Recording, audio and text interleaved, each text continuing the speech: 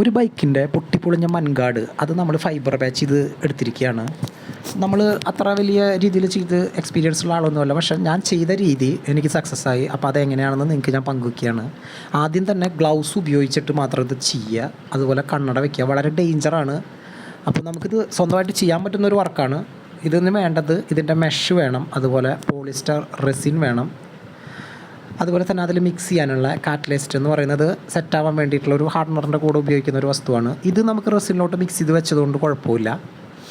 പക്ഷെ നമ്മൾ ഹാർഡ്നർ എന്ന് പറയുന്ന സാധനം നമ്മൾ ഉപയോഗിക്കാൻ എടുക്കുമ്പോൾ മാത്രമേ ഒഴിക്കാൻ പാടുള്ളൂ. ആവശ്യത്തിന് എത്രയാണോ എടുക്കുന്നത് അതിലോട്ട് മാത്രമേ ഹാർഡ്നർ ഒഴിക്കാൻ പാടുള്ളൂ. പിന്നെ ഒരുപാട് 10 കിലോനോട് തൊറ്റടിക്ക് ഹാർഡ്നർ ഒഴിച്ച് വെച്ചാൽ നമുക്ക് ചിലപ്പോൾ ഉപയോഗിക്കാൻ പറ്റില്ല.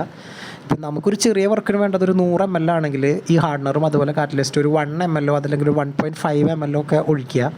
പിന്നെ നമ്മുടെ കാലാവസ്ഥയുടെ ചൂടും തണുപ്പിനൊക്കെ അനുസരിച്ച് കൂടുതലും കുറവൊക്കെ ഒഴിക്കുക എന്ന് പറയുന്നുണ്ട്. പക്ഷേ ഞാൻ ചെയ്ത് നോക്കി, ഒരുപാട് പ്രാവശ്യം ചെയ്ത് നോക്കിയിട്ട് എനിക്ക് സക്സസ് ആയത് 1 ml ചേർക്കുമ്പോഴാണ്. കാരണം അതിൽ കൂടുതൽ ചേർക്കുമ്പോൾ പെട്ടെന്ന് തന്നെ സെറ്റായി പോവും.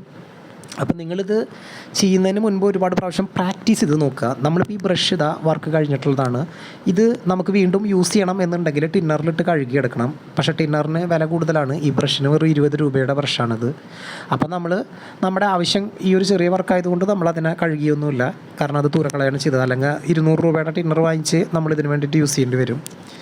പിന്നെ നമ്മൾ എപ്പോഴും ശ്രദ്ധിക്കുക, നമ്മുടെ കയ്യിലൊന്നും ആവാതിരിക്കാൻ ശ്രദ്ധിക്കുക. കാരണം നല്ലപോലെ ഹീറ്റാവുന്ന ഒരു മെറ്റീരിയലാണ്. ഹാർഡ്നർ കൂടും തോറും ഇതിൻ്റെ ഹീറ്റൊക്കെ കൂടും. അപ്പോൾ നമ്മൾ ഹാർഡ്നറൊക്കെ യൂസ് ചെയ്യുമ്പോൾ വളരെ ശ്രദ്ധിച്ച് മാത്രം യൂസ് ചെയ്യുക. ഒരുപാട് പ്രാക്ടീസ് ചെയ്തിട്ട് മാത്രം ചെയ്യുക, അല്ലെങ്കിൽ വളരെ ബുദ്ധിമുട്ടായിരിക്കും.